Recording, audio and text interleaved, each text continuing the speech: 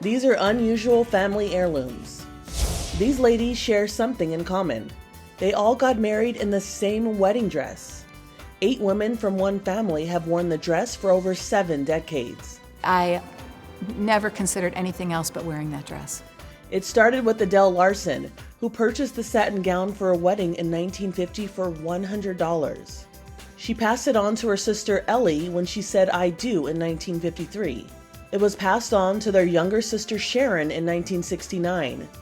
Adele's daughter Sue wore it in 1982.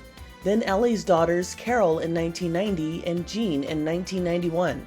It was just a given that that's the dress I want to wear. Sharon's daughter Julie wore the dress in 2013, 72 years after the tradition started. Serena became the 8th bride and 3rd generation to wear the family heirloom at her wedding in 2022. Stitched inside the dress are all the names and wedding dates in blue. My dress was my something borrowed, my something blue, my something old. The dress has had a fun life. In 2015, Abby Kingston wore an original Victorian wedding gown that had been handed down generation after generation in her family. She was the 11th bride to wear it. There's so many women before you that have had that love and that excitement of their wedding day, and I just am so excited to put on the dress and feel that same feeling. The hand-sewn heirloom was first worn by Abby's great-great-great-grandmother Mary in 1895. Abby's mom was filled with pride that it was her daughter's turn. Every mother wants their daughter to wear the wedding dress that they wore. The century-old wedding gown was in bad shape after all that use, so Abby and her mom took the gown to designer Deborah Lopresti for an upgrade. It took 200 hours of detailed work. In restoring this dress, physically, we have taken it apart and restitched everything. Afterward, the 19th century wedding dress was ready for its 21st century debut. The bride is more beautiful than the dress and more beautiful than I ever imagined. We couldn't be happier. I love you. 3, 2, 1. This explosion from 2021 came from a bomb made back during the Civil War. Maryland fire marshals were contacted by people who had been informed that a Civil War-era cannonball they kept in their family might be live. They discovered it somewhere around the Appomattox battlefield in that general area. They've maintained custody of it in their family over generations. So this Civil War buff saw it and said, "Hey, you know what? Let me take a look. It looks like it has a fuse on it." And indeed it did. Deputy Chief Fire Marshal Dwayne Sabinas says this family had a live explosion in their home for generations and didn't even know it. The whole family had it just passed down. So it's just kind of sitting in their garage.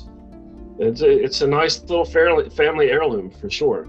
But if you're not aware of the things that you're dealing with, you really don't know how much danger you really put yourself in. It is a pretty routine thing for the state of Maryland because the Civil War was so prevalent in our area. There are a lot of munitions. Fire marshals didn't actually want to explode the cannonball. During their testing process to determine what was inside, the explosive went off. So if we could have determined it was empty, we would graciously give it back to the family and say, here you go. But we wanted to make sure it was completely safe.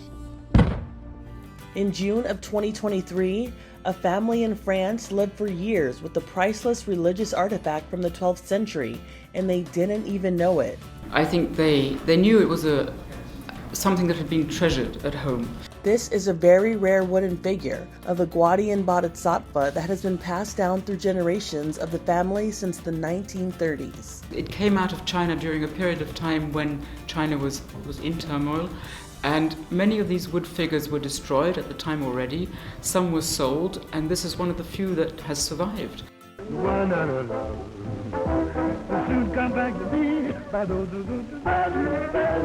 In April of 2023, Jeremiah McDonald uncovered a family heirloom from his uncle tied to one of the greatest performers of the 20th century, Louis Armstrong.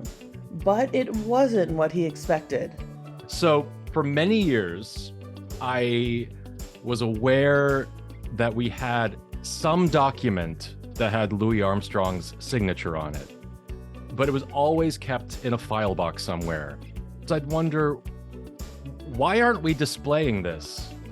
I mean, it's Louis Armstrong's signature. Like, why aren't we showing it off? And he also knew my great uncle. It's like, I don't know, like that it just seems like such an important thing. So, what piece of paper had Louis signed? It appeared to be some kind of diet plan involving laxatives. Louis Armstrong was a big proponent of laxatives as a dieting method.